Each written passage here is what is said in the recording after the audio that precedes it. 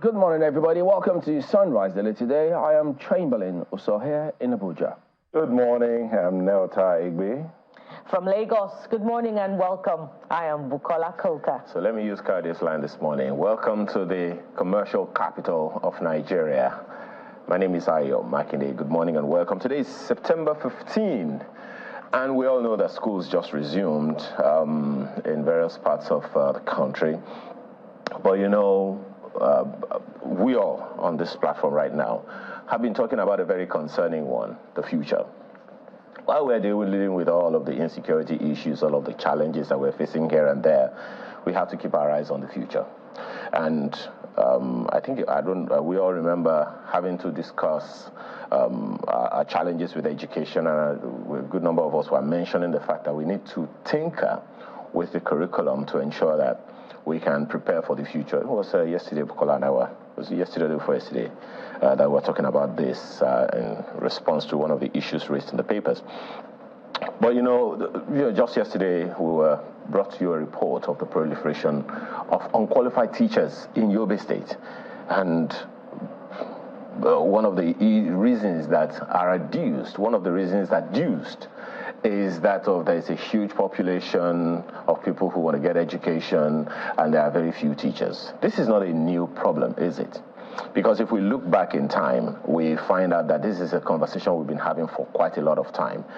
A number of us will not forget in a hurry that former Governor Adams Oshiomhole had to take on the issue of unqualified teachers while he was in government. Former Governor of Kaduna State, Nasir El-Rufai, also had to do the same thing. I think one of them even conducted tests for the former Governor of Kaduna. Of Kaduna State conducted tests for teachers that I'm not sure it's something that we're very, very proud of. And these are the people that are supposed to be dealing with the future of our children. So why will insecurity not persist if the people that are teaching them don't even know their left from their right?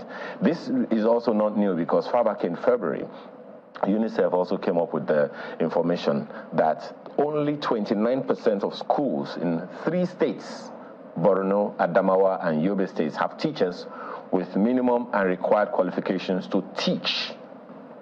That is from a daily report that UNICEF put out. And so one is wondering, I mean, when all of this conversation is going on, one is wondering exactly where the future is at.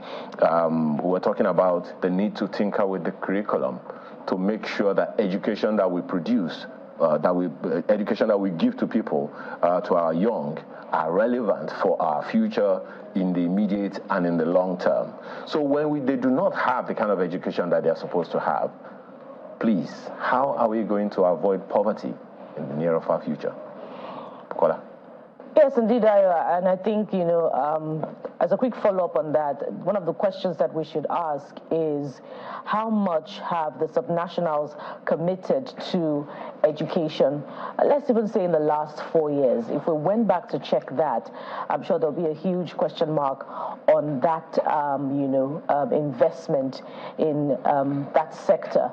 You know, I always talk about the need to prioritize human capital development as against, infrastructure. There's a huge appetite for spending on infrastructure, not just by the federal government, but also by the subnationals. Yesterday, we had a back and forth with the president of ASU over what the implications of the new disposition of the federal government would be to granting autonomy to the tertiary institutions. His argument was that all other agencies of government and arms of government also get some form of funding or the other, and education is government's responsibility. If you look at, our commitment to international laws, even our laws, the children have a right to be educated. And, there's also been civil society organizations, in fact, former members of government who are tackling this current leadership, for jettisoning what should be their responsibility and, tackling them for the irony of what they benefited, during their generation, when they went to school, free education, across much of the regions of the country. So we must take a second look at our options, at our decisions, particularly as they have to do with investment in education. If you even go to, the northern part of the country, look at a vast landscape that is, increasingly becoming what seems a humanitarian outpost for which governors have expressed concern. Even the Minister of Humanitarian Affairs has expressed concern. What's the plan for continuing education whilst we exit, this current saga of, the impact of insurgency? Is there continuing education for those children such that their future can be guaranteed? So we must take a second look at our investment in the education sector. We must exit that regime where children sit under the tree to learn, where classrooms have collapsed. What's the measure, again I ask, of the investment in education? You're reminding me of some pictures that I don't even want to go to. Nyota, go ahead. I think I was just saying something about reminding you about something.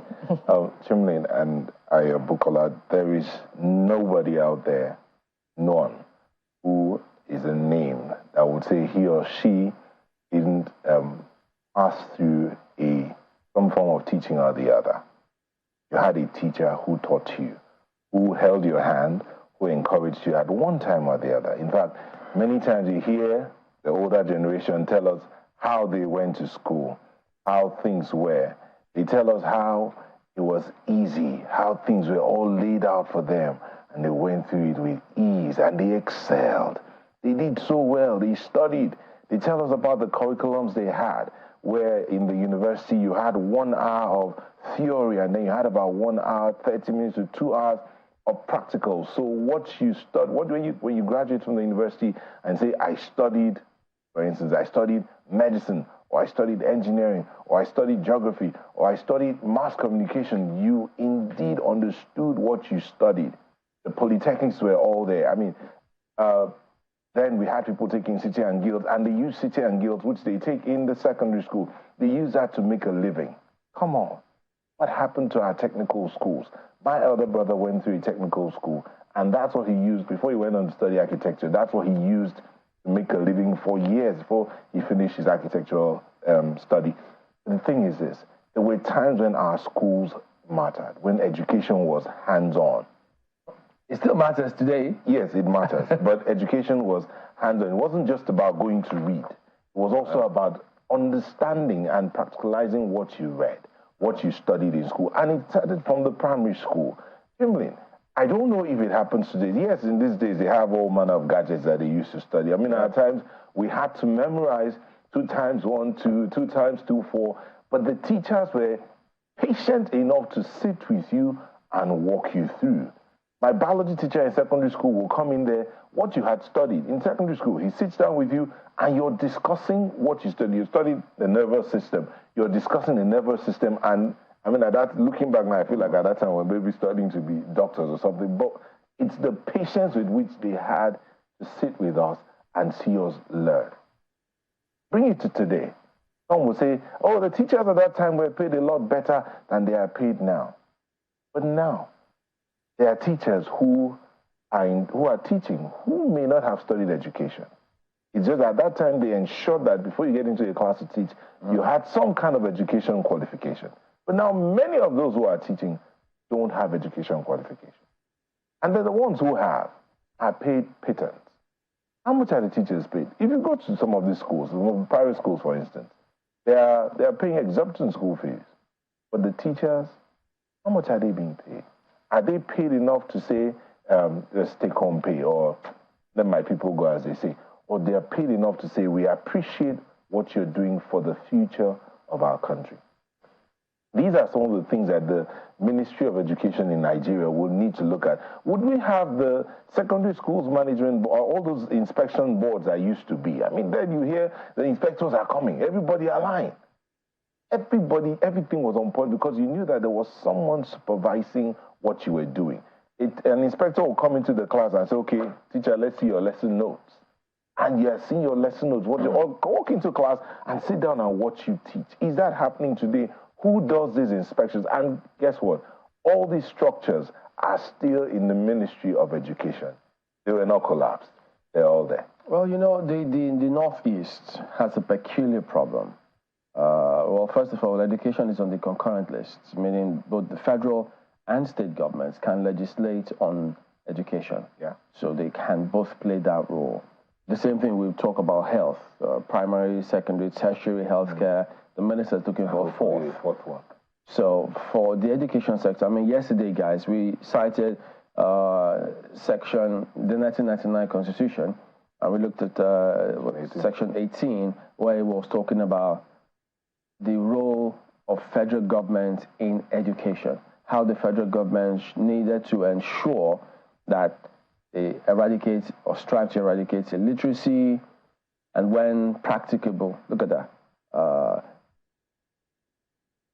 And then, you know, this was part of what we raised with the president of ASU, where practicable appears to be operational words right there in terms of what government needs to do, which they've talked about consistently. But it was in 2020, the former president, Muhammadu Buhari, signed during this annual Teachers' Day, they signed a policy into law. And then in 2021 and 2022, the teachers said they were just somewhat disappointed to see that that policy had not been gazetted. It was about the welfare of the teachers. So a lot has not happened there. Probably this government may have need to pick that up and ensure that something is done for the teachers. That's where the ministry needs to fold this. Yes, we know that they're putting in place certain things and they are asking for some time. And unfortunately, look, time for some of these teachers are running out. So it's a very challenging scenario.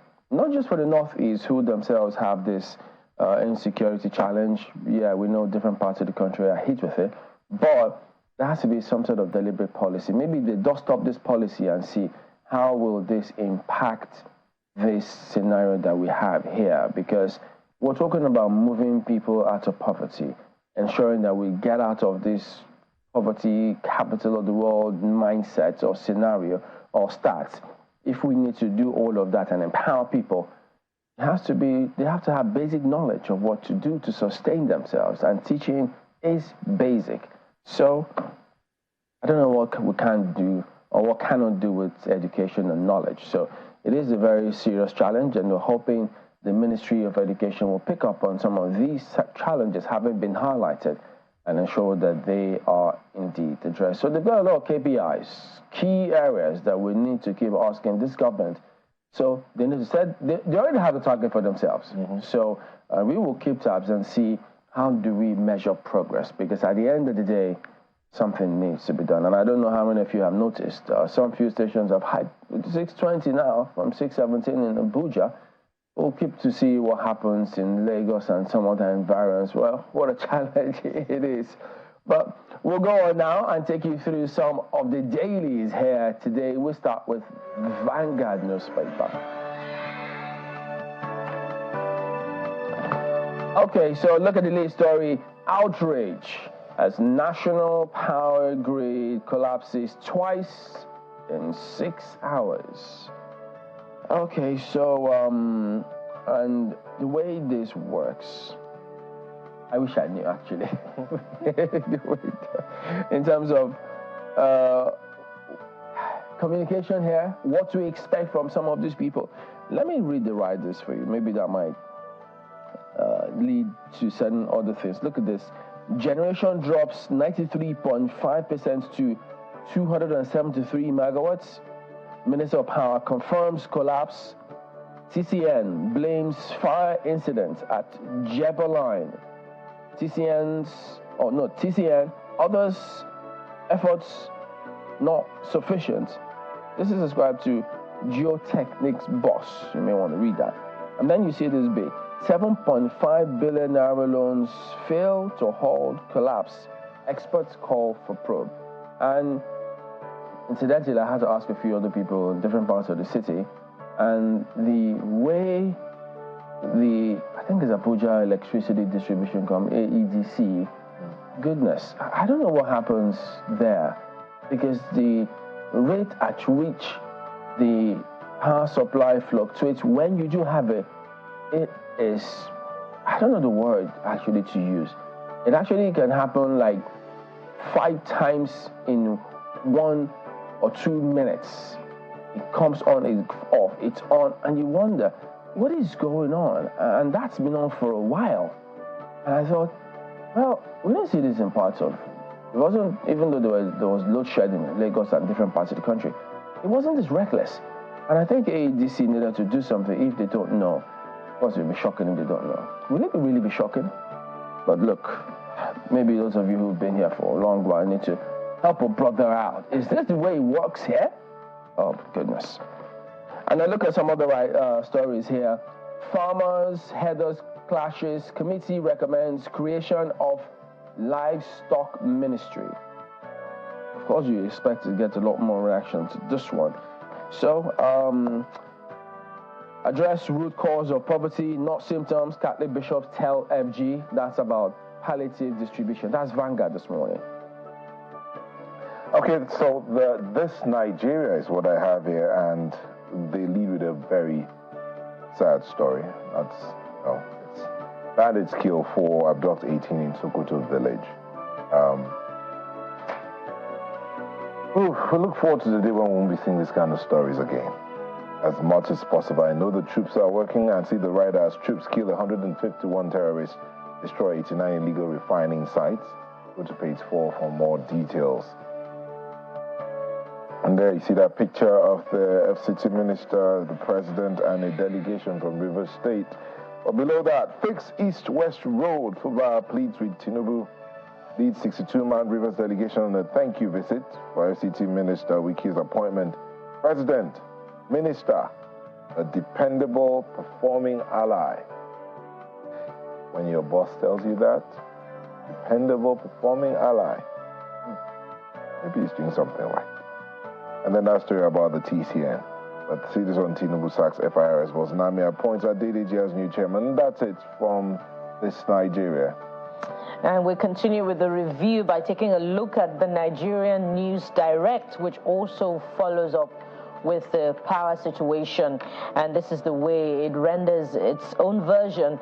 Power crisis, AFDB's $250 million electrification project as explosion hits Kainji Jebba, forces nationwide blackout, restoration of grid at advanced stage. That's ascribed to the TCN. So what kind of power fire outbreak could have occurred at the power installation? What's the safety standard there at such an infrastructure that is so important, that affects the lives of hundreds of millions of Nigerians? This is very, very unsettling. Let's even talk about the people who work at these places. What's their working conditions? Someone needs to talk about that. What's their working? It's a high risk job. You touch the wrong thing, you're dead on the spot. So I don't know how that factors in, but you talked about human capital development the other time.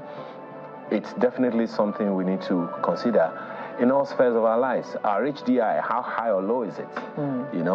And so that for me is one of the considerations. Yeah, and whenever the electricity, workers so much as threaten a nationwide strike, everyone frowns on it, raises an eyebrow about the implications of that, But when you look at stories like this, you have to think twice about, the state of things where they work. So the money is being considered now, and I remember the previous administration did a lot of rural electrification projects. How far so far with that? Someone needs to give us all this, don't you think? Yeah, there needs to be more accountability in that sector. Go above the nameplate now. You see some interesting stories. Uncertainty beclouds resumption of Nigeria UAE flights. Well, there's also still some uncertainty beclouding the announced lifting of suspension on UAE visas for Nigerians. But the headline, the promise from the federal government was categorical that the restrictions have been lifted, but there we have it.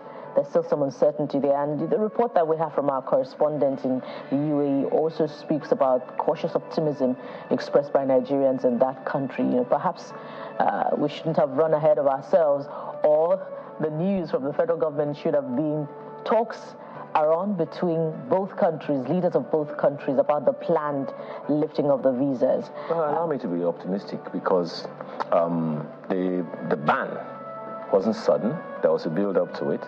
So let's just say that the unbanning is also lifting off build-up to it. Well, I wonder what Nigerians in the UAE will say to that, Ayo. Well, let's look at some more stories. This one definitely is some talking points in our neighboring state here. Ogun LG funds. Councillors impeach suspended chairman Wale Adedayo over funds diversion mismanagement. This gets me uncomfortable every time I read about it. Do you impeach? Do you suspend a whistleblower?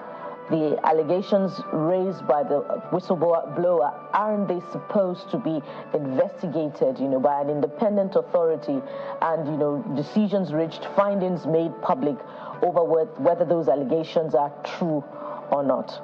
Well, questions that need answers there. Let's leave you there for the Nigerian News Direct. Switch to the leadership newspaper. Leadership Friday this morning is focusing on something different, and that's it right there on your screen. 2 weeks after 180 billion naira palliatives, hardship persists in states. We've highlighted this quite a bit. Excuse me. So, dear Governor of whichever state, all 36, how far so far? Governor's foot drag as residents question distribution processes. Senate carpet NLC over alleged 100 million naira palliatives. Find the details of that on page 4. But look at the story beside the picture on the front page, the big story, the big picture. Nigeria has no business with poverty. I mean, given all that we have, both mineral resources, human capital, the brains, technology, savviness in everything that we do all over the nation, all over the world and in the country. Yes, Nigeria has no business with poverty, but how do we transfer that into our reality? I guess that's what is next. That and a number of other words. LP showing cartridge words over party's defeat in 2023 polls. Details are on page 90 of the leadership newspaper this morning. That's the paper today. Okay, New Telegraph next. Growing poverty may lead to serious crisis. PDP BOT warns FG. Nigeria, rivers have no business with poverty.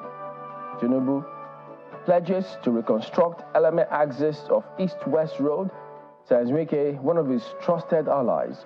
Well, yeah, so now that the president has said it again, got no business with poverty. So all of that, us being poverty, dropping deeper, into that poverty index, they know we've got to do something real quick and very, very impactful. And we spoke about education playing a key role. It doesn't have to be very, very formal education, but it's got to be some, because look, no matter what happens, even if they get something today, they need to sustain themselves tomorrow. So how? That's a big question. How do we plan to do that for those categories of people? Nigeria thrown into darkness after 421 days of electricity stability. CCN restores power, blames fire incident. Energy sector challenges require quick intervention. NAEC will still need to hear the authorities in that power sector talk to us about the target, the challenge. What do we expect of them? I mean, what are they working on? Where's their head at the moment? So those are the things we need to hear from them so we all can key into it and see, and of course, hold them accountable and keep asking questions. Mobile network operators in Dalama overstalled 5.9 billion naira investment. At New Telegraph this morning. And I have the Guardian here, and you see that big picture on that front page says sports stars made in Nigeria on loan to the world. On loan? Yeah, that's what they captioned it. We like to identify, say success has many friends. Do we play any role in that loan? Well, other than what? Genetics? A role is a role. Whichever way you want to look at it. No, this role. I'm trying to rip where we didn't sow. We sow genetics, man. You said it's other than genetics. No, but that's the story they lead with. That's on page 45. And have a single parentage line connection to Nigeria. How does that change anything?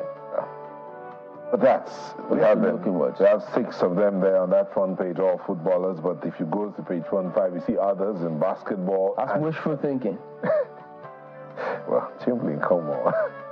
It is what it is. Some of them are not even playing for the country, but they identify with Nigeria as their home country, like Saka there. But anyway, let's come down. That story about the Abuja, Lagos airports are 2 most expensive facilities in Africa is on page 20. If you go and remember the last 2 days we've had the Africa Aviation Summit, and that's where that revelation came about his KPIs.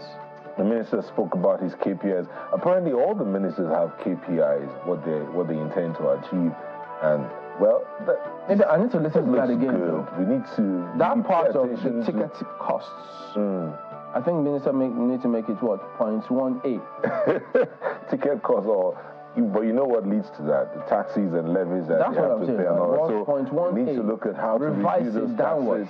Review those taxes and knock off some things. Some charges are unexplainable. But hey, hold on.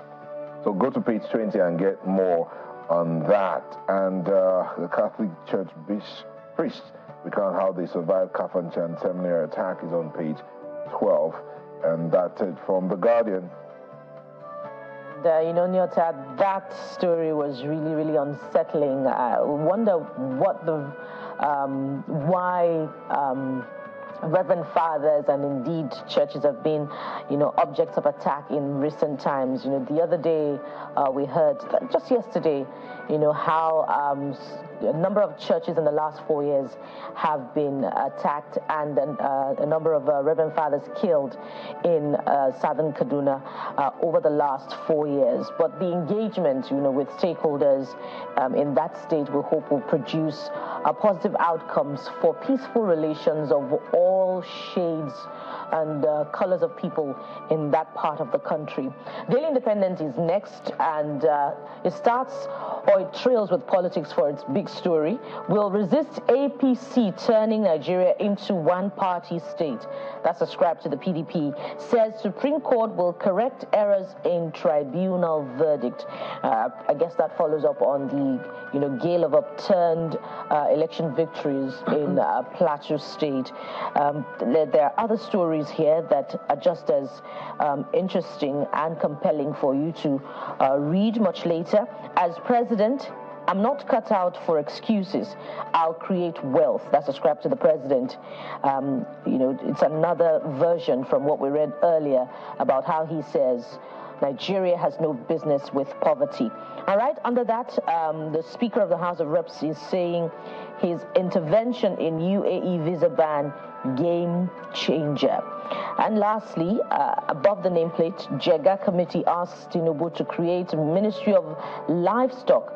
That's to end herder-farmer clashes for future sector reforms. And that has drawn quite a number of reactions. First, from our sister program, Politics Today, yesterday, when one of the lawmakers was saying, look, it's not the solution to the problem. Those in the north too will ask for the Ministry of Farming and Root Crops Development.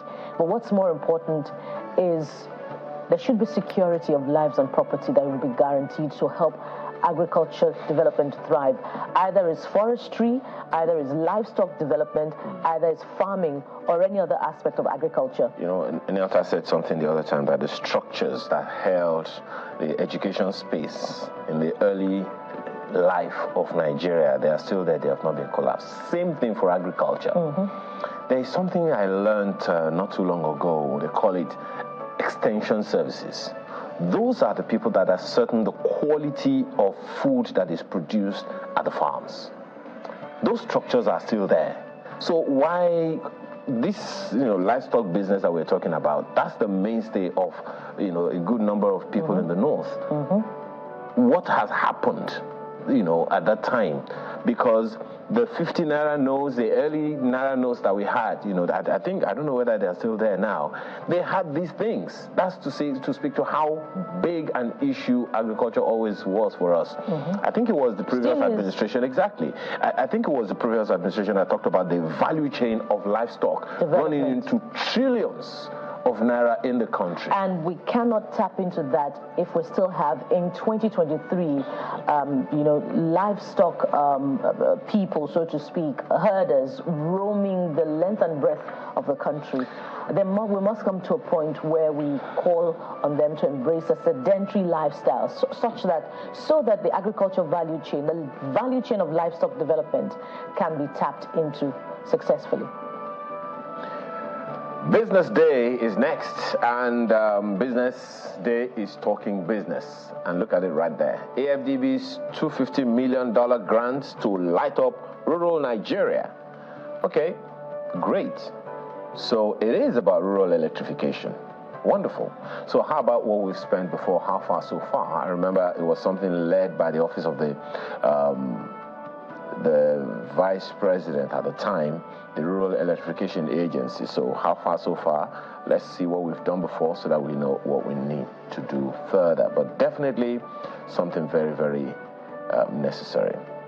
There are 3 stories on the side there, on the right side of the screen. Explainer: is it lawful for CBN to direct gains? Beg your pardon. Is it lawful for CBN to direct banks' FX gains? The details of that continues on page 2 of the paper this morning. But I find that the last 2 stories interesting. Electronics product sales to hit 7-year low on FX scarcity. So electronics are now too expensive for people to purchase them? I guess maybe that's what that is speaking to.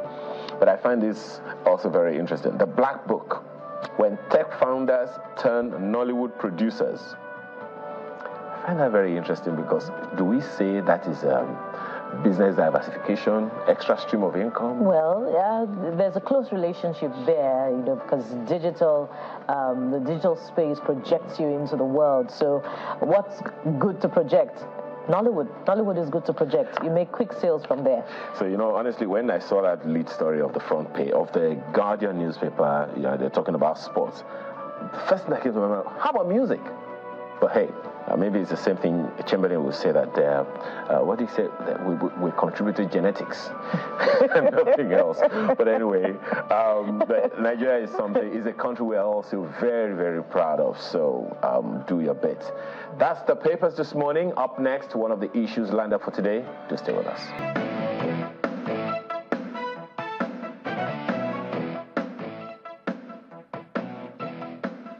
All right, welcome back. Well, Senator Yemi Adaramodu joins us. He is the Chairman, Senate Committee on Media, also Chairman, Senate Committee on Youth and Sports. Good morning. Thank you for coming on this morning, Senator. Oh, good morning, my dear brother, and good morning, Nigeria.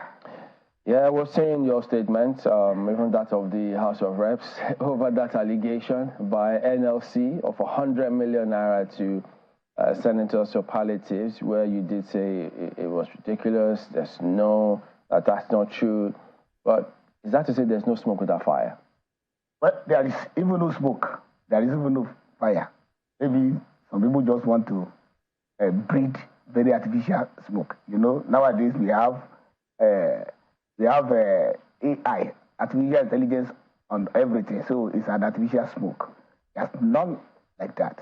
Like we said, we are even sending SOS to Nigerians to please save us from all these careless talks, careless allegations, serious allegations, basic pursuits that Nigerians should save us, to save the National Assembly. Because when there is any discourse anywhere, some people just contrive it and just center it on the National Assembly. The other time when the CSOs and even some labor operatives, when they wanted to show, maybe to tell government about their feelings about fuel subsidy removal, the first point of call is the National Assembly. Yes, we welcome it. It's very good. But immediately they got there, they started pulling down the gates, the fences of National Assembly, which were put there even with taxpayers' money. Should it even get to that level? The other time we're just after resumption, and the executive brought a supplementary budget that to cushion the effect of the removal of the fuel subsidy on Nigerian citizens. And we did that. We passed that appropriation. Immediately it was done. The first thing that these critics took up on was about 70 billion naira to National Assembly. We came on board. We expressed shock. We told Nigerians what this was for. That it was not even new in the budget, and that members of the National Assembly have been buying their furniture, have been buying everything that can make even another office to get little convenience, that National Assembly members have been buying them, putting them there. So they didn't want to hear anything about that one. After when that dust was settling, they now came up with another palliative issue. Palliative over what? Palliative what? To palliative for who? 100 million naira? Where would that one come from? From which account? From which budget? From which appropriation? How? Who is paying it? Where? In fact, it came to a point that I started even asking questions for myself, that maybe those people who are just these apostles knew where they are collecting it. So that didn't you receive any prayer in your email? You said? You didn't receive any prayer in your email? Look, which prayer? Palliative prayer? The prayer that the Senate President sent. No, that one is, my brother, Shivalin, at times we trivialize issues. Number one is that when we do anything behind the scenes, the media especially, and some sector of the public, they will say we are juggling the cards under the table. When the thing is placed on the table, and then everybody is seeing everything. That one was that one actually meant to be behind the scenes? No, it was not. It was not meant to be behind the scenes. Number one is that this is every year, even level one officer in any ministry, department or agency of government, we go on leave, and they are entitled to an annual leave bonus. Teachers are entitled to annual leave bonus. Even in private sector, I worked in the private sector before. I was entitled to an annual leave bonus, and it's a percentage of my salary. At times it can be over the gross, at times it can be over the net. Then whenever you go, maybe it is 30 days, 28 days per annum, you are entitled to it, and you are giving.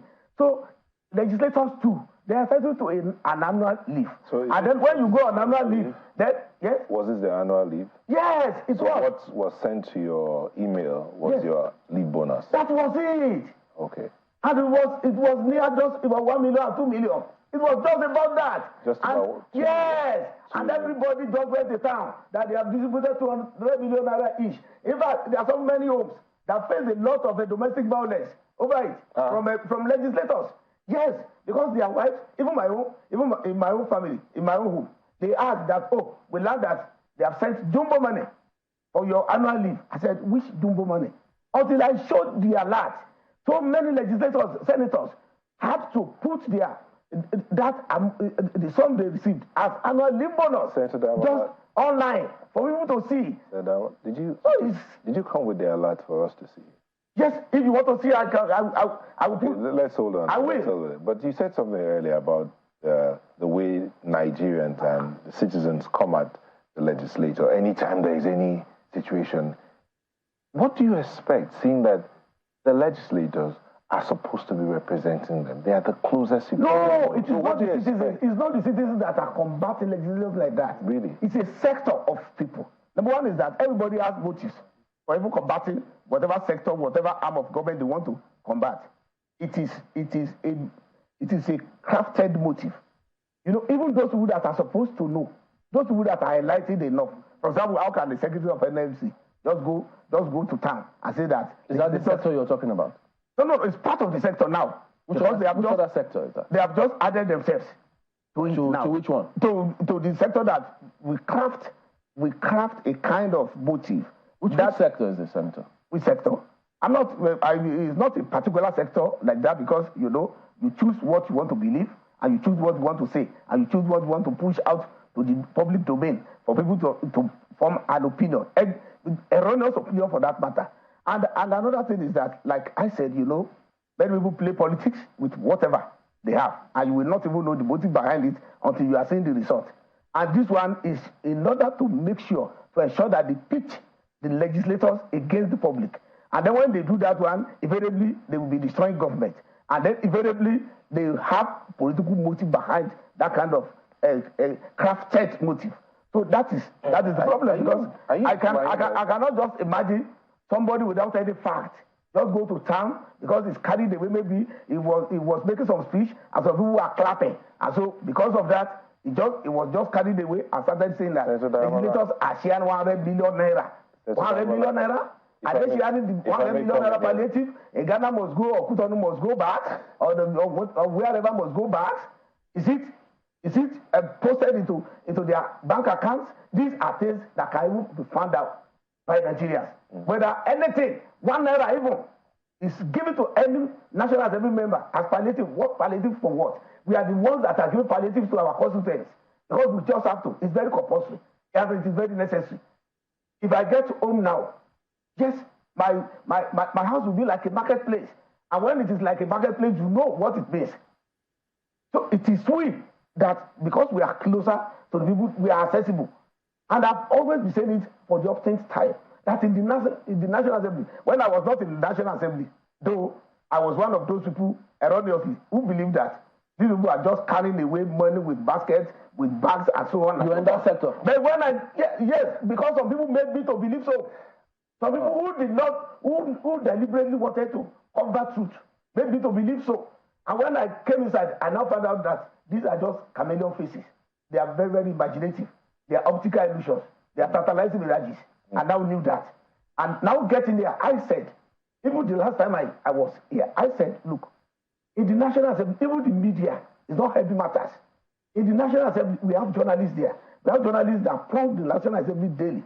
And we know that whenever a new term, a new session of the Assembly is being inaugurated, National Assembly members, legislators, House of Representatives, and Senate, they bring in their television sets, their tables, their chairs, even with the blinds. They bring. And now when they bring, and they have their receipt. So whenever they are exiting, after 4 years, they have the right of going away with what they have brought for their own convenience. So when they are now going, media will just start reporting, oh, they have looted the National Assembly.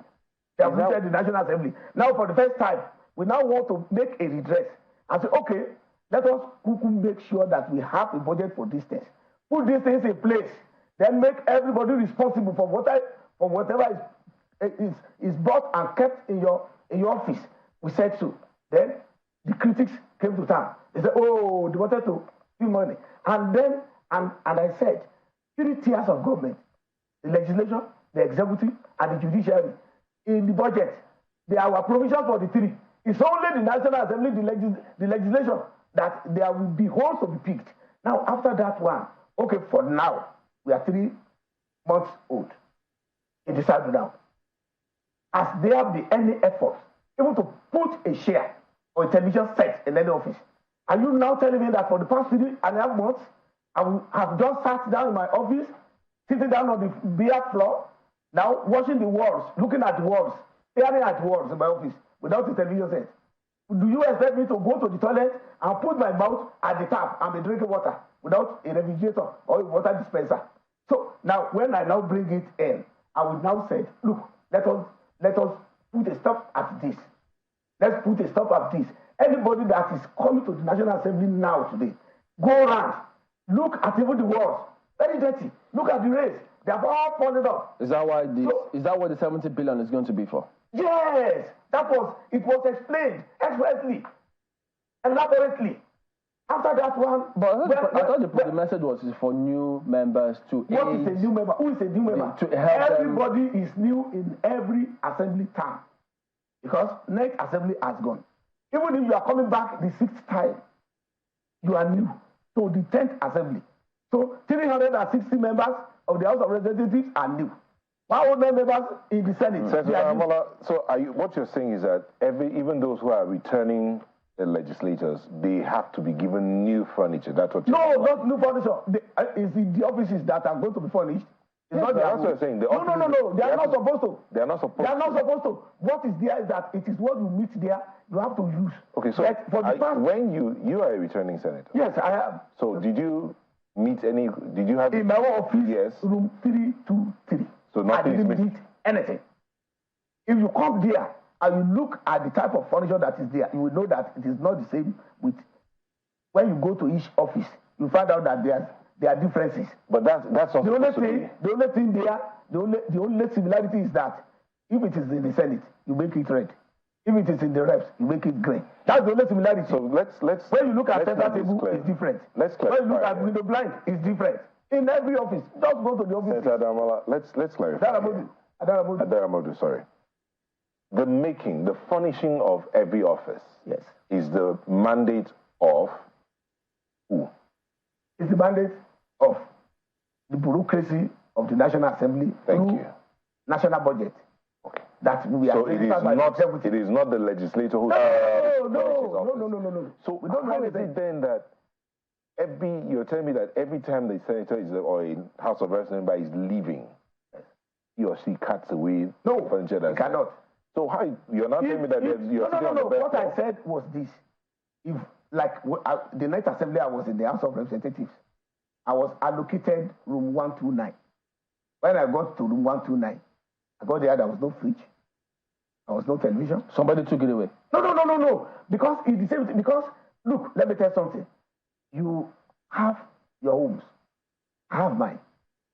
How many years will it take you to change television sets, or even a chair, or even a table?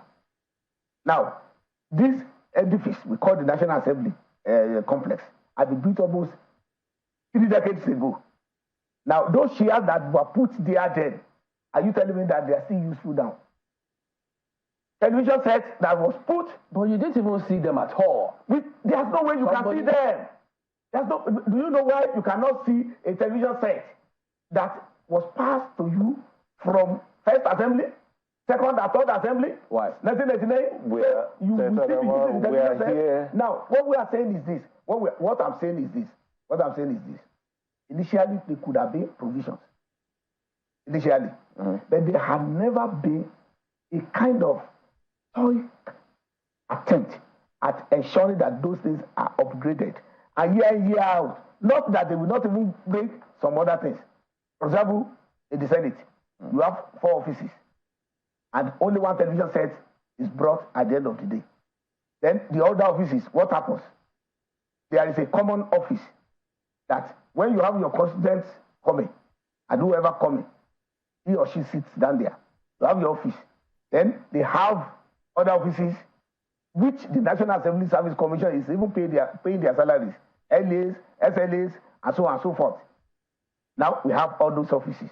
Now when you now have only 1 television set, let us say they are giving, and that will be the only one that will be given.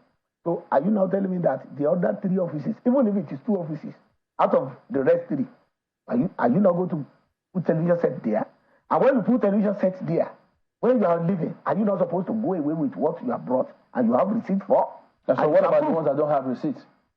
If you don't have receipt, no, you cannot. What you're supposed to do there. If you are going at the gate, even at the complex, and you don't have receipt that this belongs to you, there's no way you can take it out. It is not possible. You can't take it out.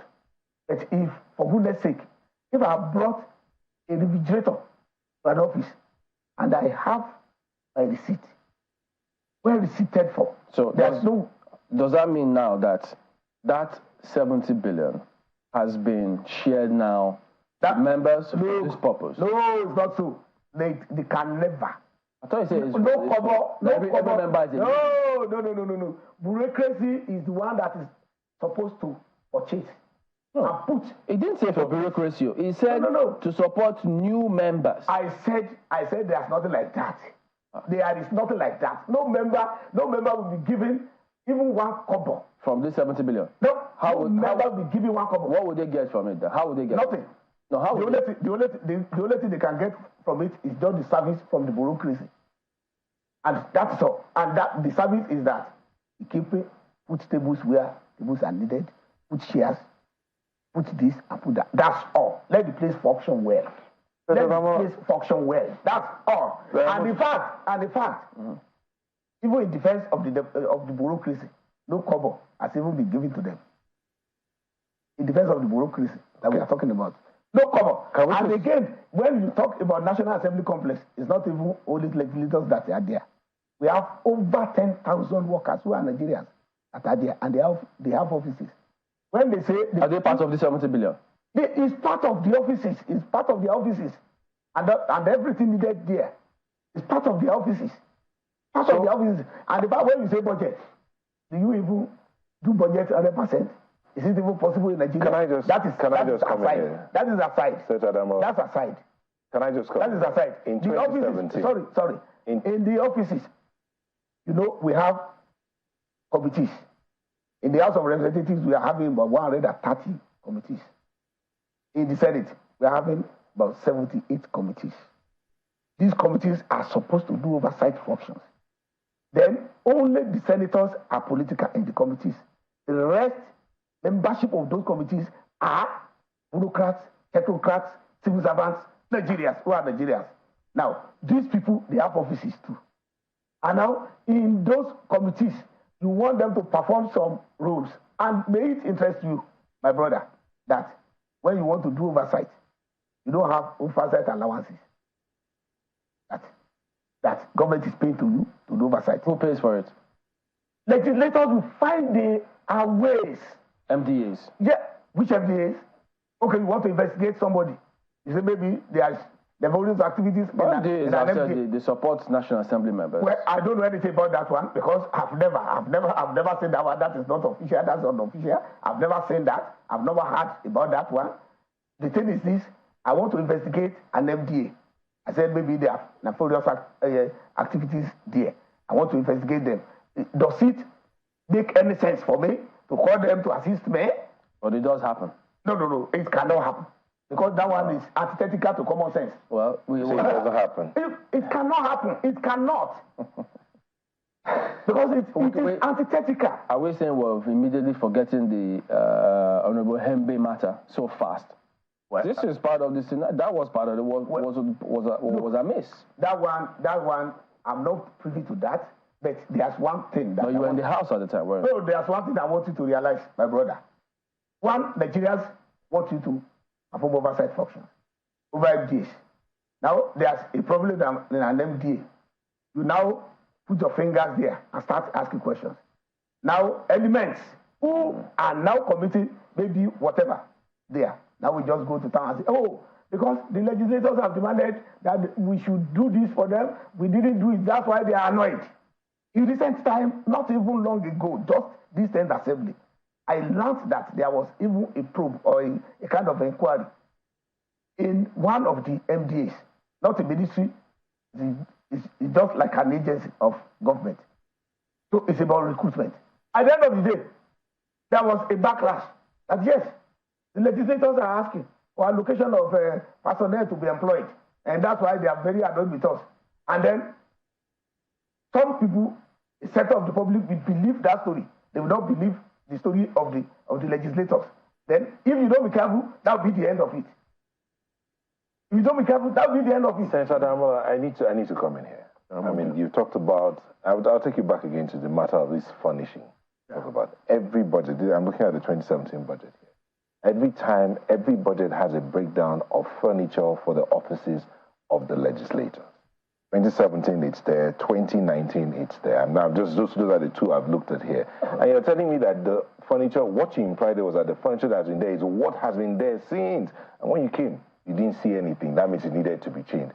But it looks like every other year or every other time or budget cycle, new furniture is purchased. Or we did now every 4 years that the furniture. Now, when you are talking about furniture is not one item. Even computer pieces are furniture. Furniture is not one item. One is that you won't tell me that even that 2017 that you are talking about, even if there was television sets were budgeted for, then are you saying that 2017 to now, which is about 8-9 years ago? So are you telling me that No, I think he says every year. I said no. Every cycle. Like I told you that not that they won't bring anything at the end of the day. For example, when I was in the reps, before I could be blessed with one television set, I was already 7-8 months old as a member of House of Representatives. Now, are you telling me that for that 8 months, almost a year, I'll just be staring at the wall without getting something on my wall like television set to watch? Some will argue that you came there to work, not to watch television. Not okay, you bring me to television set. How do you want us to know that I'm on television set? If you don't price it, if you don't price television at homes and in offices, why are you operating television stations? Are you telling me that if I come to an office after being in the office from morning till night, I'm not entitled to drink water? No, yeah. So I go to the tap to drink water. Are you telling me that those people that are even working with me, who are even civil servants, they are not even entitled to little convenience? Are you telling me that? So then must I not provide for those things? So they have because the National Assembly has not provided for them?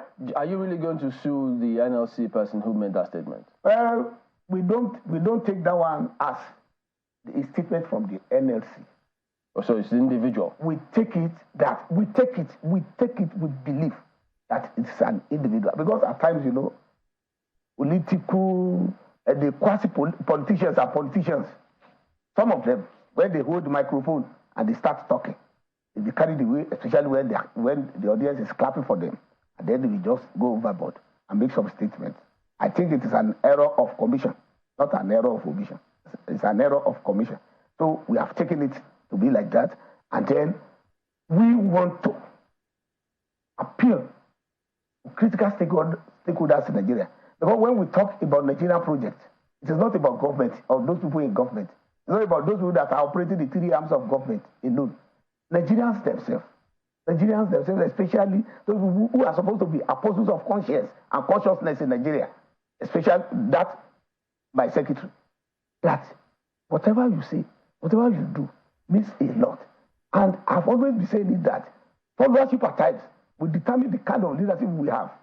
So when you just sit down and just put lies, falsehood, absolute untruth, when you spew them together, you put them in a pot, you cook them very well, and start serving on suspected public, then definitely it means that that kind of person is not looking for a nation. So we must look for a nation of Nigeria. And I've even said it. Look, the issue in Nigeria should not center on the National Assembly. But I understand Nigerians, because we are representing them. When you hear that NASS is getting 70 billion to support new members, they will ask questions. Yes, definitely they are supposed to. For them even myself, I started asking questions.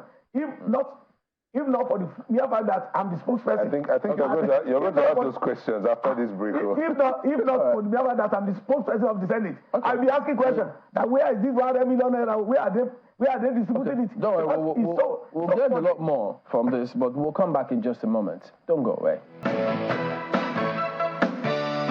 Welcome back to Sunrise Daily, where we've got Senator Yemi Adaramodu, who explained that that's 100 million naira to each member of the National Assembly. He says it's not the case. And then the 70 billion, you say, is going to the National Assembly bureaucracy. They will be the ones to distribute it to every member. But at the moment, not to every member. To who? To do their own procurement of furniture and whatever they want to do, renovation and so on and so forth. So at the moment, you're saying nothing comes to any member? No, nothing, no kobo. No kobo. If there is any trace of it, please, any member of the public, especially the media, to please find out anywhere. And then to our own honor, especially my own vote of office. So is this different? As senator. Is this different from the budget of the National Assembly? No. It's the budget of the National Assembly. This? Yes. Is this 70 billion? The 70 billion. Go and trace it. That's not what the... Look, what we are saying is this. Look, when you say supplementary budget, it means that there had been a vacuum. It means that this had not been budgeted for. That's the meaning of supplementary. Look at the 500 billion naira that was budgeted for palliatives. It means that it has never been budgeted for before. Look at the other 35 billion naira for judiciary. It means that it had never been budgeted before. And then even the executive arm in the supplementary budget, it was not only the palliative thing. So this was wrongly phrased from the presidency then? Wrongly phrased? Like because the narrative for this 70 billion was to support new members. But you were saying, no, it's the budget. Look at the title of the budget. Look at the headings of the budget. What was the heading that came to National Assembly? There was nowhere it was. So what was the heading for this in the National Assembly? The heading in the National Assembly for is that for procurement of necessary furniture, innovation and tools in the National Assembly. That's not the budget. That's the necessary furniture. That's not no. There will be explanation in every budget. There will be explanation. You know, everything cannot be written. Everything cannot be written. Okay. A budget is not a vocabulary. Let's bring in our colleagues in Lagos. Well, a budget is not a vocabulary. Senator, just a quick one, if you can hear me. First of all, I'm wondering, when we began to categorize computers and electronics as furniture, because in responding to the issue of furnishing the other time, you said that furniture included computers and all those things. I think I've done a bit of broadcasting to have to try to find out whether or not that is. So a good number of people will be wondering how that is the case. And then when you also now say that it's the bureaucracy that is going to do these things. It's going to make all of the procurements and supply into the offices. But when the legislator is leaving office, the person is free to take them. How can the legislator take away the thing that he didn't purchase? No, I didn't. My brother, I didn't say that. You have gotten me wrongly. So please clarify. Said if you are the one, hello? Go ahead. Are you hearing me? Yeah. Yes, you have heard me wrongly. I said for now, if those things are not be provided for you, and you have to buy your television set and a refrigerator and water dispenser, that you are free to take it away if you have your receipt. But the one that is bought by the bureaucracy, nobody can take it away. And I said and I reiterated that at times the media will say, oh, legislators are looting the National Assembly, that it is not so. That if you come to the National Assembly as a fresher, or not everybody is a fresher in every term, that if you are located in an office, and then there's nothing in that office to make you just to sit down and do meaningful work, that you can provide it by yourself. And when you provide it by yourself, then definitely it means that they are yours. But whatever is procured by the bureaucracy, anybody that takes it away is a thief. That one is a criminal, and the person will be charged accordingly. Help me also now understand, Senator, just a second. And again, the issue of, the issue of furniture. When they say you want to furnish a place, what does it mean? Is it only chair and tables? Television sets, which are electronics, are part of it. So saying that electronics are they furniture? When you say you are furnishing, and when that furnishing is a verb, and then furniture is the noun. So when you are furnishing a place, you furnish by only putting chairs and tables and go away. So if you put electronics like television, if you put something like fridge, if you put all those things there, are they not part of the furnishing? And then if they are part of the furnishing, then the compound noun for that furnishing is furniture. Okay, well, help us also understand this. So when you say, in response to the question that my colleagues were asking you the other time, concerning whether or not a new, a fresher is coming in, and the person, okay, those who are returning, are they also entitled to this new furniture or these allowances or whatever it is that they need to settle into office? You, for instance, and the number of your colleagues who are freshers, who are not freshers, who are returning legislators, what kind of arrangement was made for them? Did they also have to get fresh furniture, or they were able to use the ones that they had before? Look, the operations of the National Assembly is this. you don't have a permanent office, even when either you are returning or you are not returning. If in an assembly, you are room 1, the other assembly, if you return, you can be in room 10. So when you are in room 1, whatever is provided here by the bureaucracy, you cannot touch. But whatever is provided here by yourself, you can touch. So it doesn't mean that when you are coming in, because you are returning other reps, you are returning senator, that it means that you are not new. So it's only those people that are just coming in fresh that are new. And I said that every term of the National Assembly is new. Okay. The next assembly. Well, now, you know, it goes back to the civil society and other Nigerians. Just a second, Senator, to continue to query these things.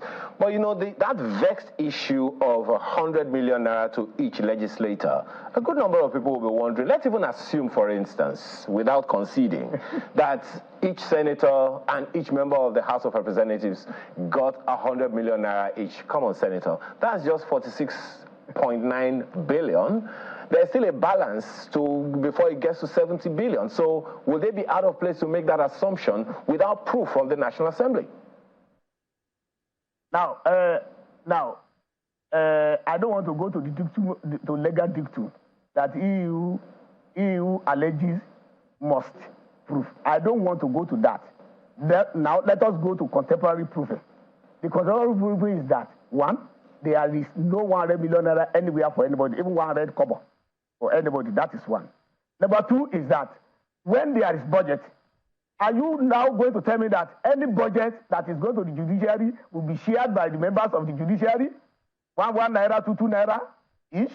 Are you telling me that any budgetary allocation that is going to the executive, members of the executive will be sharing it, 1 naira, 2 naira each?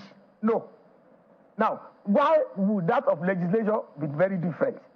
And I'm now saying, and I'm now telling you that yes, the masses of Nigeria, including myself, if some things are coming from quarters that are very unusual, I tend to believe it.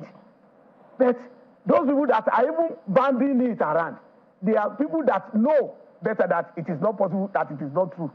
Because I need to say one thing. Workers in the National Assembly, they are members of the NLC. The NLC, Iraqi can even call them, ask questions from them, and what is going on there. Then when they have an expose about what is going on there, especially 100 million naira, then they can just show it to Nigerians.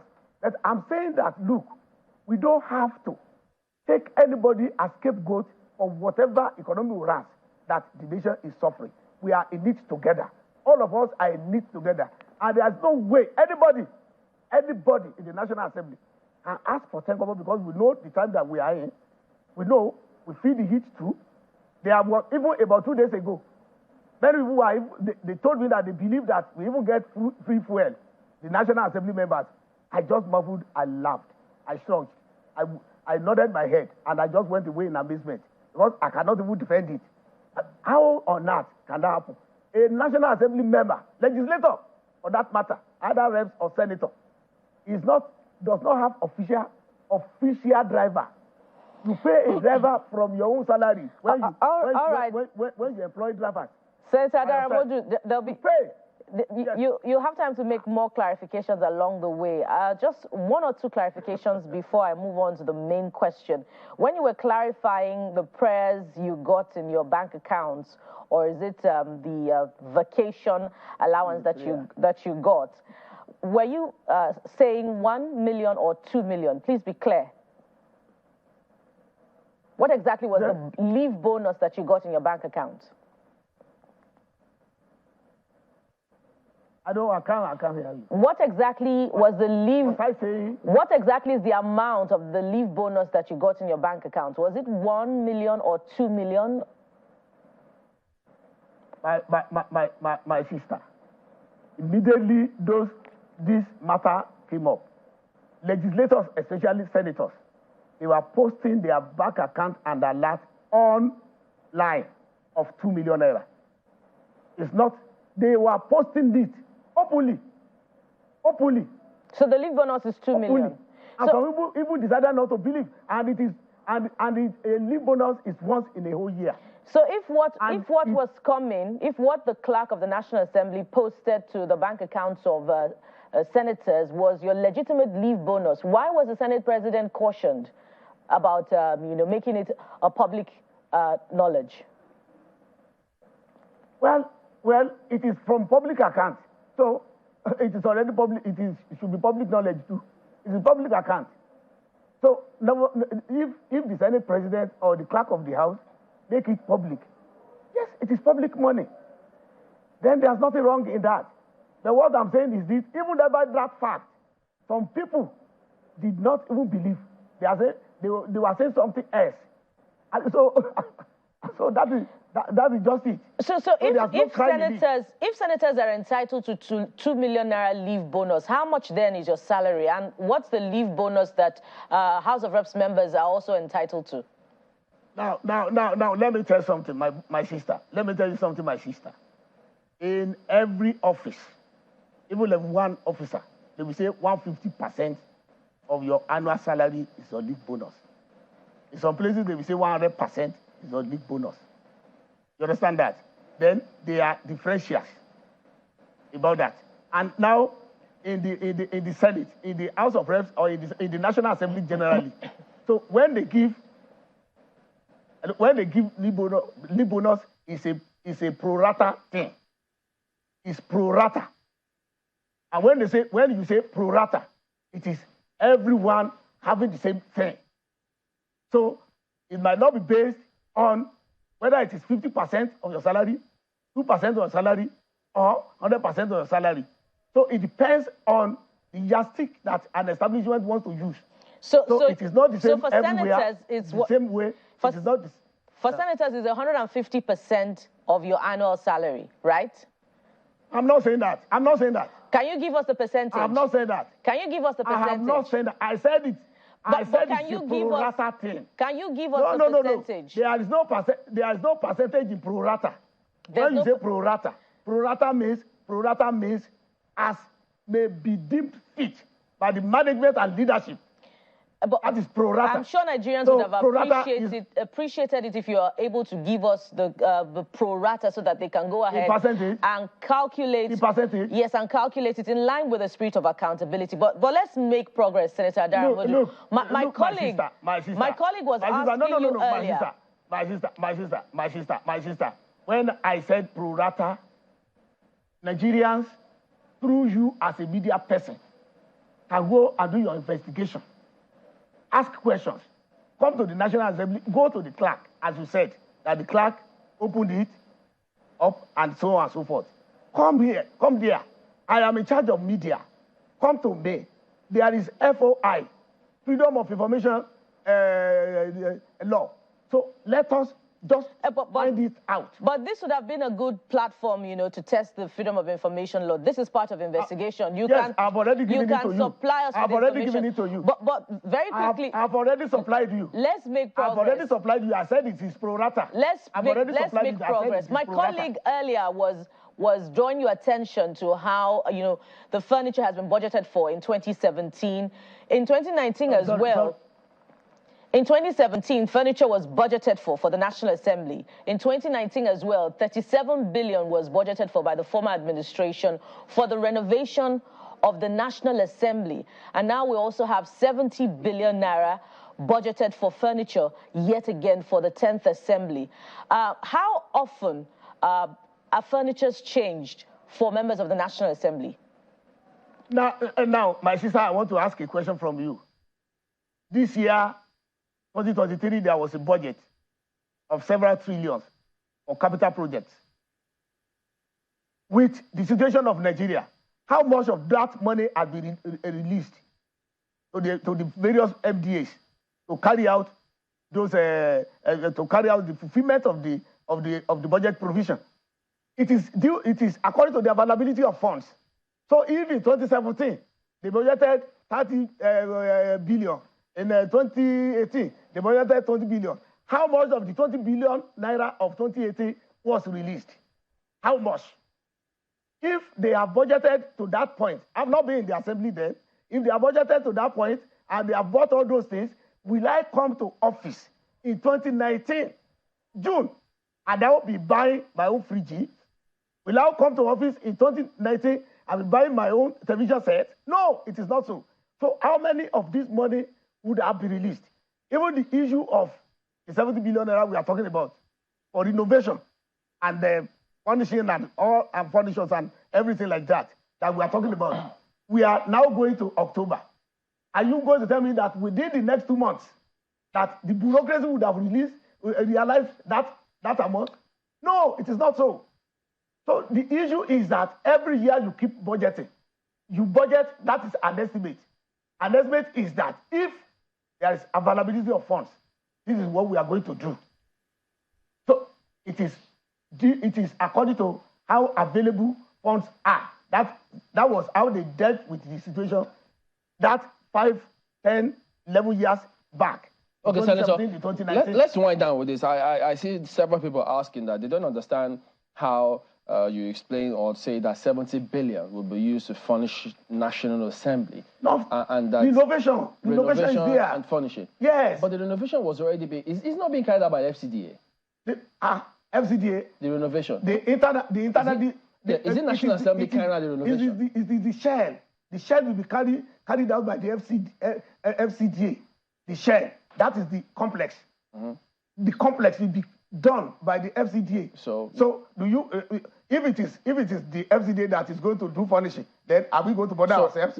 Who is doing which other parts will the National Assembly do with this 70 billion for renovation? Now, for example, when you come to the National Assembly and see for yourself and see how dirty. So National Assembly will do renovation by themselves. Not by the bureaucracy. Not FCDA. FCDA will do the shell. The shell. So we have the shell. Then we have the offices. Does it mean that civil servants we have the meeting rooms. So the civil servants too. We have the meeting rooms. So with the civil servants in the National Assembly, do they change their furniture every year? How can you change furniture every year? Even though some senators told us that furnishing there is sold to some of them. But let me read this before we go. I have a message from David. He says he's a federal civil servant and he's been listening to you. He says, about oversight functions not being funded by National Assembly. I believe that's why the MDAs that are to be investigated are twisted into funding the process. I know this because I work in the Treasury section of my MDA. The more funds you release to the committee, the better your chances of getting the records expunged. I'm not saying everything is right in my MDA, but that is what I've been seeing for several years now, and nothing has improved. Oh, well, like I said, one, that David who said so, that's his own MDA, and if his MDA has done that one, it means that MDA, you know how to clarify such an MDA. Because I have been chairman of committee while I was in the House of Representatives, and I'm a chairman of other committee now that I'm in the Senate. I've never experienced church, and I've never, either officially or unofficially, requested. Are you going to do more oversight on this since they're saying no? We are going to. The facts. We will. If he has facts, but will he should supply us. But I punish his MDA. To come up no. I'm punishing the MDA. No. But they will trust him now. That's not possible. How will he report his supervisor? While you are on the path of righteousness, nobody can wish on you successfully. That one is not possible.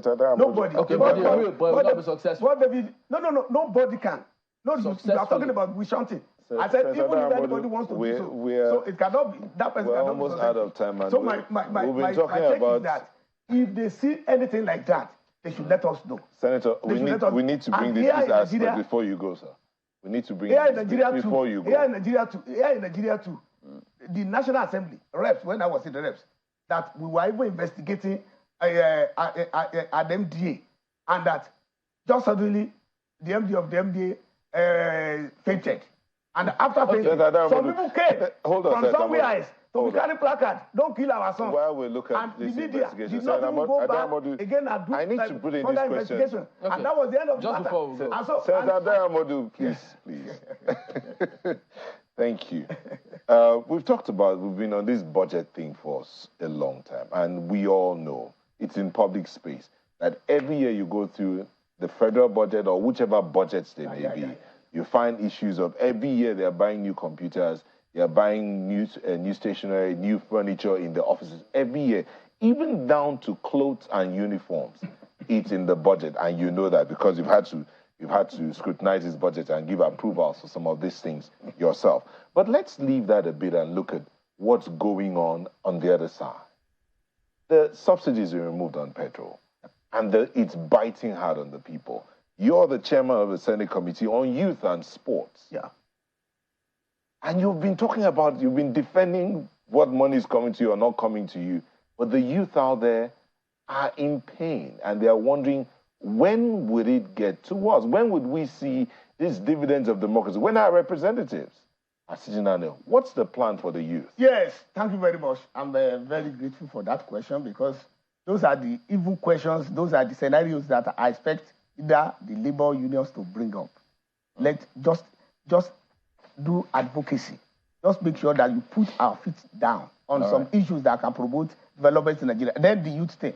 This is the first time, especially that I know in the history of Nigeria, that a government is very dead serious in making sure that the youth are brought into the mainstream of development in Nigeria.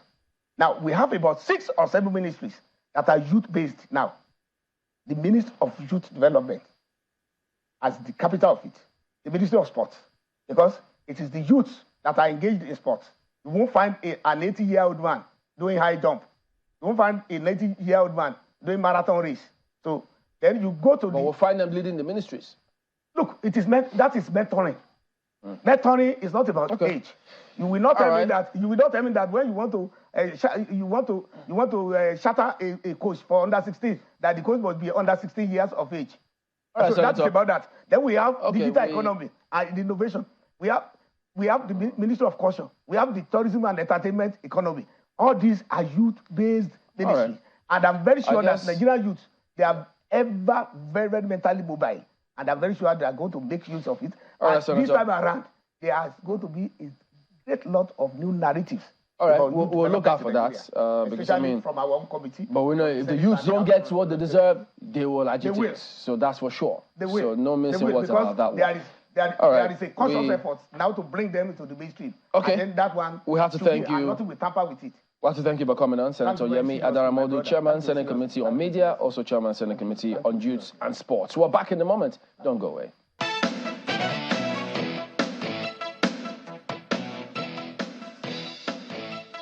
Welcome back, gentlemen. We've got Aliyu Aldu, member of the APC, and Anthony Hillable, member of the PDP. They both joined us this morning to also weigh in on conversation about what is going on in the country. Gentlemen, good morning. Thank you for coming on today. Good morning. Well, I know both of you must have heard the senator explaining what is going on with that, but palliatives. Nigerians are looking to see what's going to happen. They're watching the fuel price, tunnel vision. And some say now they seem to be buying it at a different price. But, Mr. Hillable, the government has explained what they want to do with palliatives. They've said 2 billion so far has been released to states out of the 5 billion. Some states say they're distributing all of this to cushion the effects. So, and by extension, they expect that this should have had some impact and may not necessarily warrant a lot more agitation, as perhaps many people may, or NLC may think. So, from your perspective, do you think this is going to be the case? Well, thank you very much for the question. And I listened to the distinguished senator. I felt real pity for him. In the words of music icon, explain tired. That's what he's been doing. Unfortunately, Nigerians will not eat explanations. Nigerians will not go to bed without explanation and the hunger in their stomach. It doesn't match. When we talk about palliatives, we know that in this country, the most mismanaged affair is money that is meant for the poor. Several endeavors have gone this way. We cannot today hold the current Minister of Aviation responsible for the 774 local governments he was supposed to distribute money to. We're unable to account for that money. Someone today is called Hush Mommy because of the amount of money that was given to her. And she was feeding students who were not in school during the COVID period. So when you talk about palliatives going to Nigeria, that's just a band-aid on a major fracture. Nigerians, at this point, do not need band-aids. Nigerians need solutions. Nobody says, I'm not one that will say the removal of subsidy is such a bad thing, but the removal of subsidy, the way it was removed, without a thought towards providing essential cushions for Nigerians, it was an afterthought. And when you chase an afterthought with money, especially with people who have not been known to manage appropriations diligently, then you begin to have questions. We do have governors who we know have not publicly stayed in their states. The security situation in the country is worsening. We have a situation where inflation figures, unemployment figures are cooked, as Nigerians tend to say. How can you tell us that we have 5.1 or 4 point something percent unemployment? And then I was in the car with my friend the other day, and you know these guys that do acrobatics, they were doing that, and he went into his glove compartment and brought out 600 naira, and he gets something to give them. And as we're driving away, he started laughing. He said, I've created employment. Wow. But you see, we can't continue to fool the people, especially when people are at the point where the hunger is crushing them. Nigerians can no longer take this. Okay. That acrobatics bit on a lighter note, I mean, I never seen it in Lagos too. I thought in Abuja, it happens. No time in traffic to do acrobatics. No, they're doing that, they're getting money. I know, so where did they get? I was like, wow, interesting scenarios here in Abuja. But Mr. Audu, yesterday, I know someone who bought fuel for 620 naira per liter in Abuja. And so, you know, when that happened, there were several questions, as has always been. And now with this distribution of palliatives, what kind of impact do you think this will have? Because this price, clearly, it will keep going up. How will this palliative even affect the normal person out there? Do you think it's going to make the impact? It will definitely make impact. But I mean, the one thing we need to understand is turning around a bad situation takes time. You know, we need to actually move from the idea of a quick fix to a lasting, sustainable fix. We all know that we feel this way because we are all desirous of a working nation. And we know it takes a lot of work to have a nation work. And what you need to get people working is energy. And over the years, we have been lying to ourselves as to the true cost or the true state of energy in the country. No, I mean, I get the pain. We understand this. But we are going to have to, you know, be honest with ourselves and look at ourselves and tell ourselves the truth, that the way we have done things in the past can't be the way going forward. We will feel the pain. I mean, nothing good comes easy. We know that. But we have someone at the top, someone in charge who we have faith in, whose antecedent speaks, you know, good of. The global leaders are hailing him all over. I mean, there's a renewed confidence, you know, in our economy by local and, you know, international investors. That should give us hope. That should make us realize that, okay, we are heading in the right direction. But let's not think that it is a job for one man, or it's a job for just the government, or it's a job for one tier of government. No. Let's look at how we can sit and whine about the problems all day, all month, all year on. But how do we fix it? How do we come to the table and play our part? How do we even... I can keep going on and on about it. So, from your perspective, because it was 617 here in Abuja, now in some places 620, and who knows, it may be a little more. So for those persons who will go out, I mean, perhaps you may have some information than they do because you're a member of the party. Is there anything whatsoever, any iota of hope to say that, look, when the price, they always tell you it fluctuates with international currencies. When it does come down there, they don't see any of those impacts here. Here, it's always on the up. Now, so where would the hope come from? Okay. The truth of the matter is, anywhere in the world, energy is expensive. But we, as the people right now, we can't even put a figure and be sure that it's the right figure of how many liters of, is it PMS, AGO, is it, how many liters of this, source of, petroleum product do we actually, this petroleum product we actually consume on a daily? Yes, your party has been in power for over 8 years. You can't answer that. Yes, we will take that responsibility. I mean, 8 years is enough for us to be able to answer that. Yes. And we haven't seen the so-called subsidy thieves. Who are they? Are they ghosts? That is another question that we definitely will have to provide answers to. And we have to provide answers to that soon enough. But the truth is, we had a government that is, honestly looking at organic ways, real organic ways of fixing all of these problems. And it means you have to embrace your reality, which is where we are at the moment. And in the process of that, you are able to get the real ways, the real process, the real steps that the government can intervene to ensure that the cost of this energy comes. But it has to be such that it will be result oriented, and we will get the desired result, and it will be sustainable over a period of time. It takes a little time. Right now, see, we need to understand how this. I mean, we have policy, the 3 Ps: policies, program, projects. Everything that has been done in the last 100 years has been measured. We can't fault anything the president has done on policies. So far, it has been policies, and in your opinion, the policies are sound, and they are being praised around the world. We move into programs, then the projects start coming in. But are we also looking at the impact of these policies, and which is what Mr. Hilebo talked about earlier? So let me ask a question. When this government came in, the dollar was at 750. What did it do? It said it had, what's the dollar as of this morning? 950 to 1 naira. 950 naira to $1. That's absurd. When this government came in, petrol prices were at 165. So you've made life extremely difficult for Nigerians. And you're saying you're giving them 2 billion palliative per state? It's the number. I mean, even the variance in number between Kano, Lagos, and a small state like Imo, it doesn't make sense. The policies of this government is nowhere on the table. And this is what we said 8 years ago. How about the 11,000 CNG buses that they want to deploy? So let me say this. Let me say this. They're bringing in CNG buses, right? One major fear I have is the safety.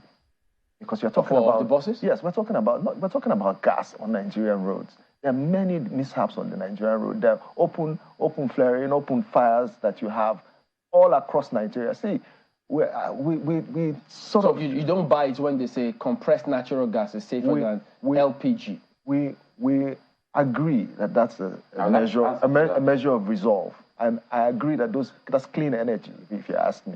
So that's a good one coming in. But do we have these buses on the routes now? What do people do till these buses are deployed? Are they going to wait and starve to death before these buses? Before this thing was done, a lot of proactive thinking should have been put on the table, not at Eagle Square. You just remove fuel prices without even consolidating with Nigerians, without even providing a succor. Let me say this, and let's go back down to historical perspective. These same people in government in 2012 fought against the removal of subsidy. And when that subsidy was even attempted to be removed, those who had connived, even though they were even PDP party members, the former chairman of PDP, his son was prosecuted in court for misappropriating subsidy monies.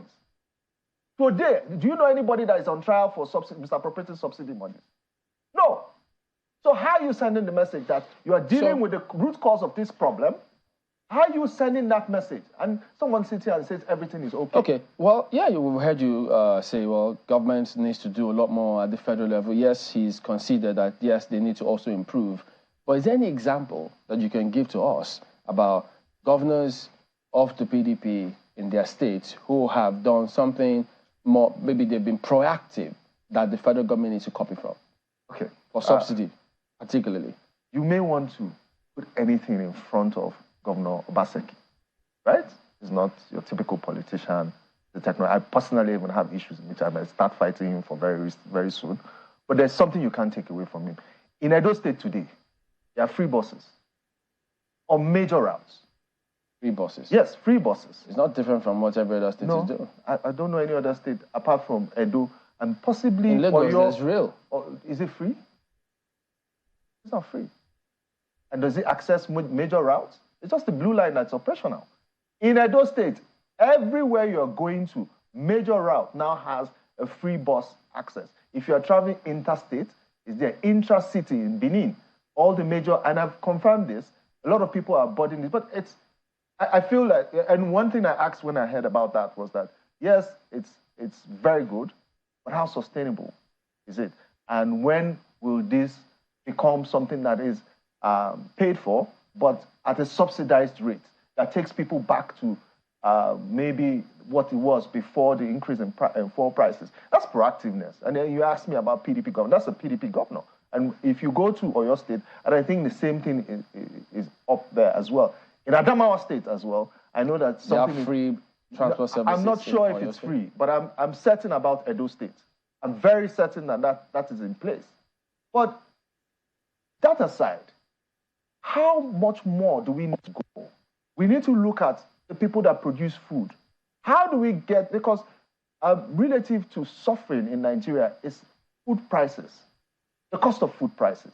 And I'm preferring solutions, because it does no one good for me to sit in this studio and keep bashing this government. I was going to take it back to 2012, because when subsidy was attempted to be removed, these same guys in Lagos at Ojota started the subsidy, no to subsidy removal. But let's come back here. Immediately after that was done, Shopee was set up to cushion the effect. Buses, these same buses were brought in, and we knew what the savings were. Now we need transparency from this government.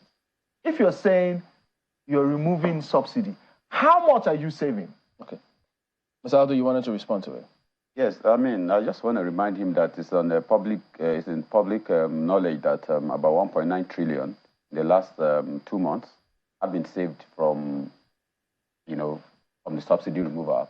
I mean, you know the infrastructure set up between government, states, and local government that's been. We can talk a whole lot about how people are suffering, how nothing is free anywhere in the world. Nothing. Not even the buses he spoke about in Edo State? Like, I like the fact that he ended up by asking how sustainable it is. See, we want to build a productive economy, not a free economy. If the moment you make it free is where abuse is coming, because you can't account for where you spend it. Then people don't get the service and the money keeps going out. That is how the first subsidy started in the first place. So it does not, I mean, when you come out and you say certain governor is doing this for free, I mean, you're not doing him a favor. So you are clearly saying he does not know what administration of today calls for. So the question then is, you talked about over 1 trillion naira has been saved. And the question is a question of transparency. Where is that money going into? What's it being used for? And then building a productive economy. Is it not when you're alive that you can produce? Right. Now, that question might sound mundane, but that's the reality of a lot of people out I agree. there. So let's look at that. Transparency. The money, okay, we've saved 1-point-something trillion. Where is it going to? Is it being shared again, or is it being invested? Where are we going? The first part of transparency is making it public that a certain amount of money has been saved. It means it is somewhere. And we have 3 tiers of government, the local government, the state, and the federal. I mean, at the state and local government level, we know this is not just APC thing. We have other party members and other parties who have leadership in this position. So they can question, how this money will be used. But it is in public knowledge that such amount of money has been saved. And it's also in public knowledge what plans are for this money and how the government, has planned to put it into infrastructure, in order to be able to provide enabling environment.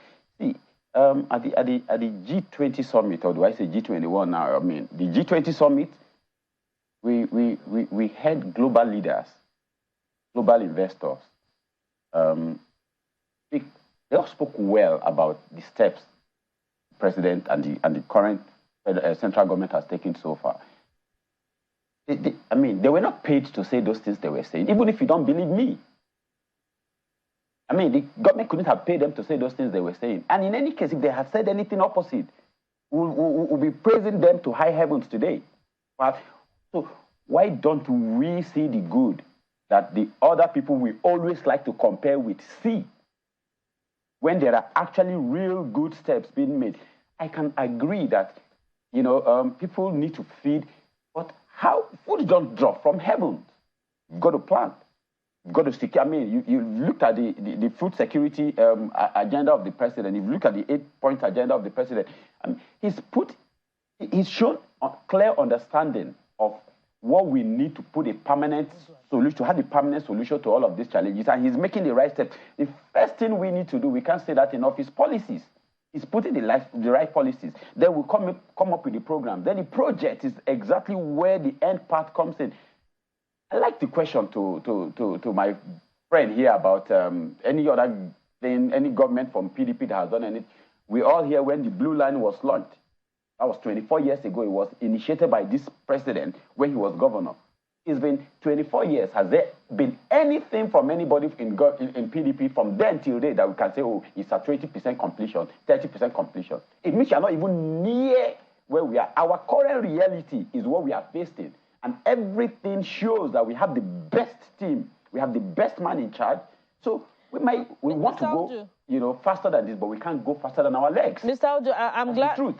Mr. Audu, I'm glad you touched on food and the need for a plan in order to actualize, you know, the dreams and projections for that sector. And we recall the president's plan in that broadcast, I believe in July, where there was a state of emergency. I think it was prior to that time, a state of emergency declared on food security.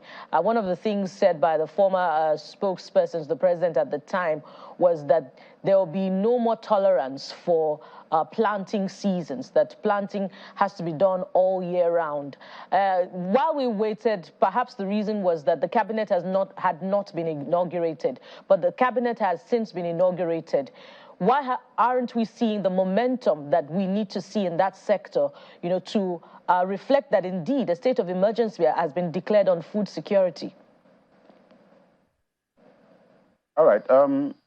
Like you rightly said, the cabinet has just been inaugurated, and as expected, I mean, for anybody who has any sort of corporate experience at any level, you will understand that after, you know, change of leadership at that level, you'd expect the new leader to acquaint themselves with you know, personnel, processes, systems that are going to meet on ground, you know, evaluate projects that are, I mean, government is continuum. That is why it is, whether the previous government is your party or not, the moment you take over government, you take responsibility of everything that government has been about. So you need to, you know, assess everything that has happened over the period. It takes a little time, and we agree that it hasn't been so much time. And in any case, we have some ministers. There seems to be like internal competition between ministries, between ministers.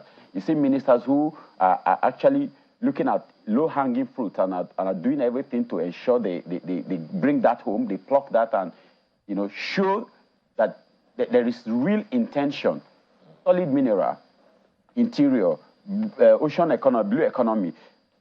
I mean, even the FCT, then works. We've seen that there is, what's it called, poverty alleviation, Dr. Betta Edu. I mean, a whole lot. Okay. A whole lot is being done by, while they are, you know, acquainting themselves with the system that they've taken over. It takes time to understand where they are coming from and now design a plan to go forward. Let's just a little more time. But well, you know, you and I know, Mr. Audu, if you can hear me, it's not so easy to wait, having waited for so many years, and what more and more people see is despair. But let me ask you, Mr. Ihilebo, how soon will we begin to see Nigeria play up more in conversations with politicians as opposed to the politics of it? A good number of people are wondering, look, every time we have these kinds of conversations, and more often than not, it's what this party is doing and what this party is not doing.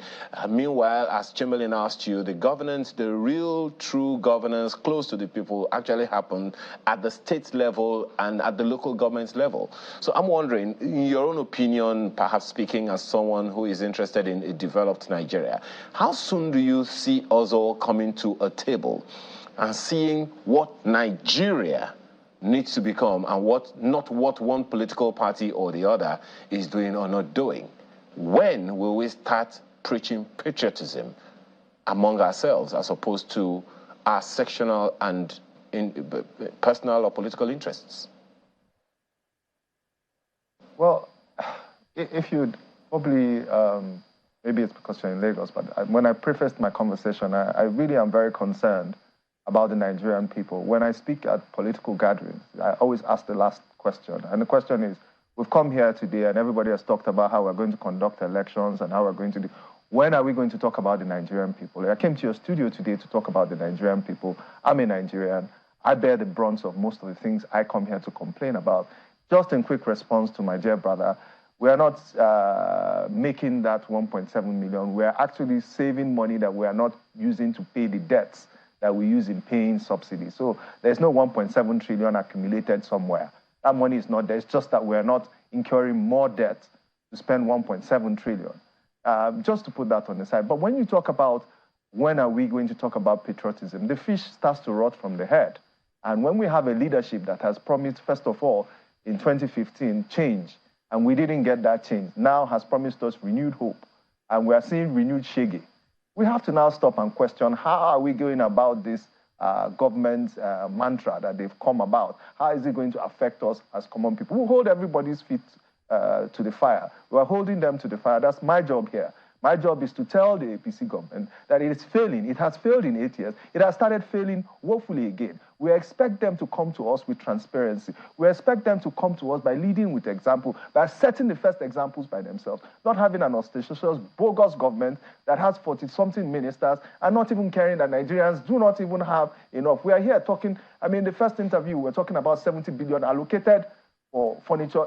Is that the priority of those that should provide better governance for Nigeria? That's the question we want to start asking them. And we need to ask these questions. We need to ask them, what policies are they directly creating that makes sure the man that produces yam, produces all the food that we get from the Benue basket gets to where they are optimized? We're looking at how they, look, as we speak today, 2 of our major power plants either have been blown up, and the second one was set on fire yesterday. We are talking about this, and this impacts our energy. That energy goes to processing these foods. And these are the questions, these are the key questions. How do we begin to ask government to provide security for people? In Niger State, a military helicopter was shot down. How do we begin to say that we're losing military personnel who are supposed to be not even conducting internal security? How are we strengthening the police to begin to take responsibility for security, securing our nation? Okay, just let me also let you wrap up. We need to go, actually. If you could do it in less than a minute, that'd be lovely. I mean, it's easy for us to, like I will always say, it's easy for us to talk about how things are going bad or how things are worse than it is. And in response to a few of the things he said about, 1.7 trillion not saved anywhere, I mean, a debt you don't have is a credit you have. That's something you need to know. And you said National Assembly and you talk about bogus budget for this thing. There are PDP ministers, 70 billion. 70 billion. There are PDP senators there. I didn't see any of them object to any of this. So they didn't go to grab it, still it was given to them by the government. I mean, if a PDP member... You're saying they should reject it. If a PDP member has a friend, he has a problem with it, I would expect a PDP representative to have a problem with it too. So they should take it up with management. As far as I'm concerned, it was an appropriation from an APC government. Like the question that came, we get to a point where we tell ourselves that it is not it's not a battle within. Okay. We have to win together. So what, we need to look for a way to governance across board. The fish rots from the head. What's all right, gentlemen. I want to thank both of you for coming on. Anthony Hillebo, member of the PDP, and Ali Audu, member of the APC, who both acknowledge that something needs to be done. And then, of course, every day we need to improve from what we did yesterday. Thank you both for coming on. Thank you for having us. Just a quick one. Let's read these messages that has come through from our viewers who are watching. Our bureau kind of says about the National Assembly financing, by the way, there is a crisis of trust between Nigerian political class and the people. However, it may be my appeal to Nigerian political leaders is that they should not behave like Emperor Nero, who was playing string while Rome was burning. In hard times or during hardships, financial mismanagement should be out of the question. And this next one is about managing subsidy removal of fallout, and that's coming from Henry Ewunonu. And he says, it's been proven that countries that respond well to adverse conditions are ones with high levels of trust and believability between the people and their leaders. Most Nigerians are finding it difficult to trust their leaders because what they are told and what happens are marked differently. To cure this malady for future progress, governments at all levels should factor in public opinion before future major policy changes or reforms. The president and the governors should come out of the government palaces and interact directly with the people. The people are not smiling at all. That's from Henry Ewunonu. And Law Alpha Cross's comment is certainly not a smiling one. He says, I would like the National Assembly members to know what Nigerians feel about them. These people are just collecting taxpayers' money without doing anything for us. So it's high time they understood the people's feeling by taking it easy. Victor says, I watched the UK Parliament sit. The PMQs, as it's called. They sit together and discuss their progress. Our senators talk more about furnishing their offices and collecting prayers in their accounts while the people suffer. A cut needs suturing, not salt. Well, that's the program this morning. Thank you, everyone, for the privilege of being a part of your day. Have a wonderful weekend ahead and a beautiful day. I'm Ayo Makinde. And we will see you again next week. Enjoy the rest of your weekend, and thank you for watching. I am Bukola Koka. And I'm Neo Taigbe. Bye-bye. I'm Chamberlain, so have a very good day.